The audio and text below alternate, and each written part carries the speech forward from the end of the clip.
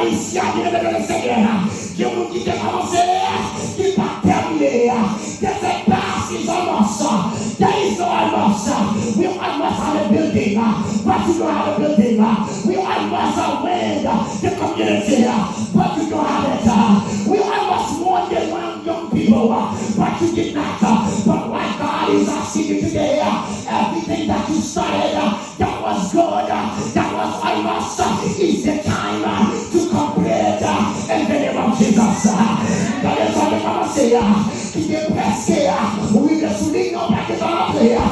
C'est là pour compléter la volonté de Dieu.